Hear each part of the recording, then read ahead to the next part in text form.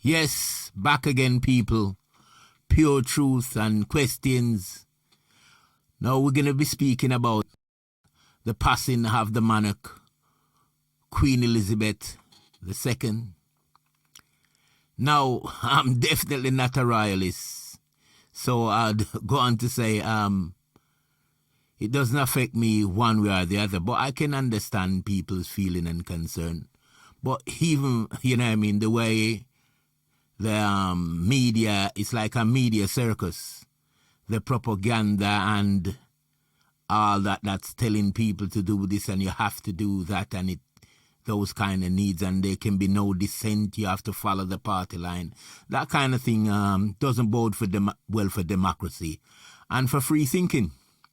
I do believe that people have to think, even though one has to show respect, because any loss is a loss and it's sadness, and one has to pay, give condolences to the Queen's family, and then move on to say, in many ways, the Queen has portrayed a really good image, but the Queen is head of everything in this country.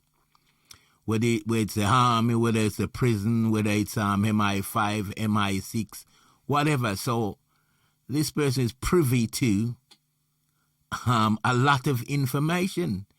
And thus, I think they've played the market with the Queen and banking investors. They made a lot of money while the people made nothing. So the royal family is extremely rich and extremely powerful, because if you consider what has happened to the country now, everyone has to bow to the will of, people would say it's history, but what kind of history? And what history are we celebrating? This history, it is questionable. The moral compass of this particular family going back through history. If you begin from, I think, Charles I and his trading in slavery, the history of the Bank of England as well. These things are questions that we have to look at and say, well, the Queen owned a lot while the people in this country is suffering. As we say, you look at price rises, it doesn't affect those people, yet they don't pay no taxes.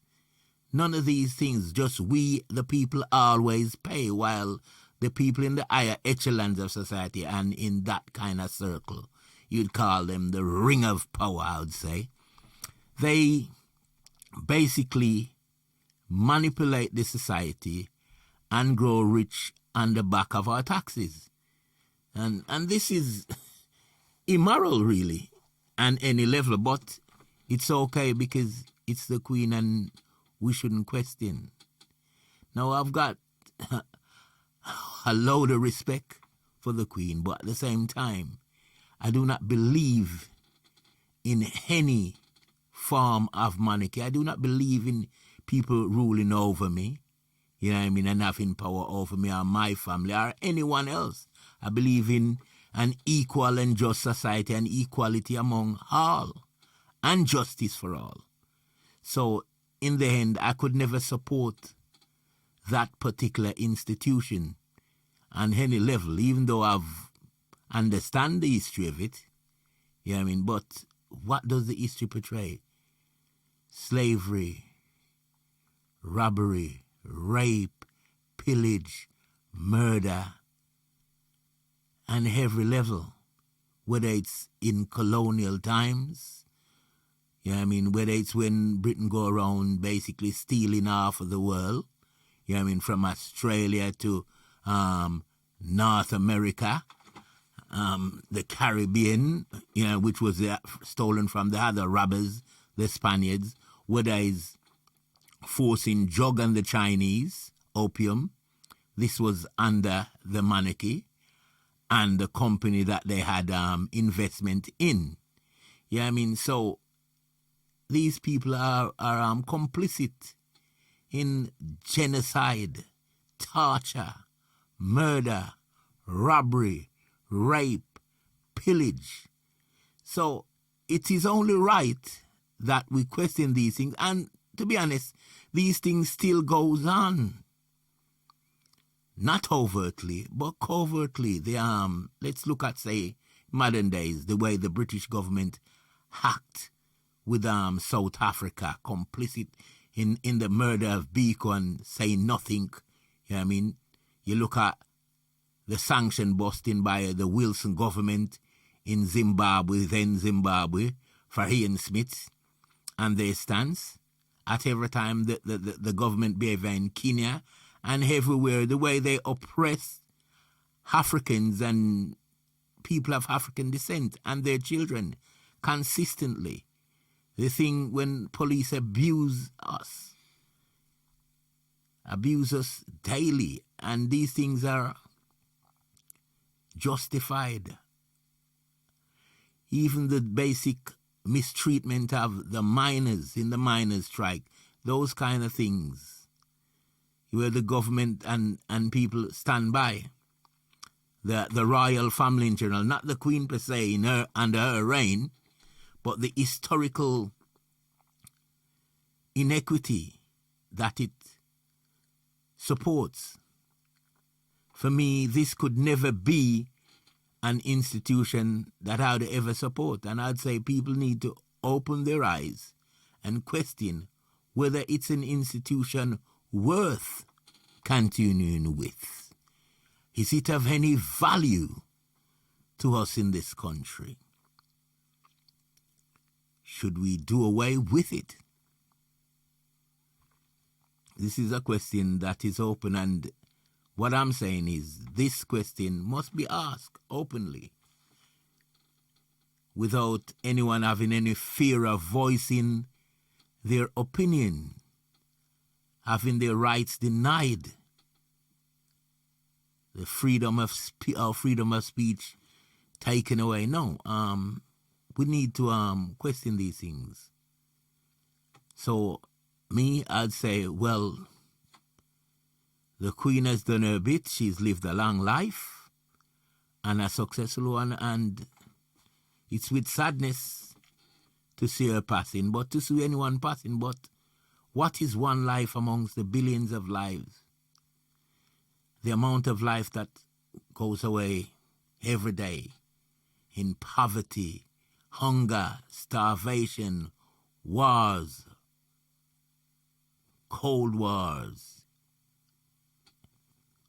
people who die with abuse.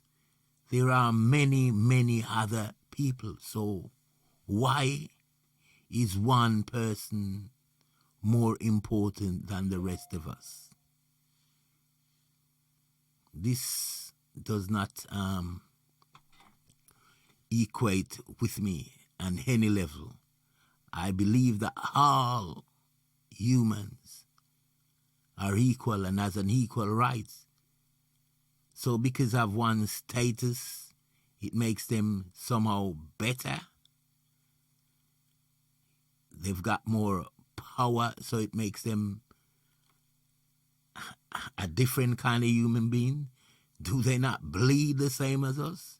Do they not suffer? Do they not feel pain? Do they not cry?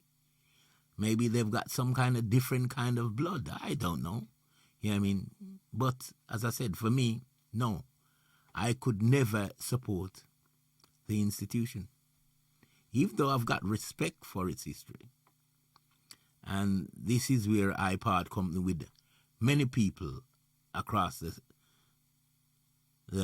spectrum of life, black, white, Chinese, because most people want people to rule over them. All I want is a just world. I do not want anyone to rule over me. I do not bow to no one. And I do not want anyone to bow to me. These things are megalomaniac desires. You know, when you need people to bow to you and say that you're something special. Do you not defecate and urinate like anyone else?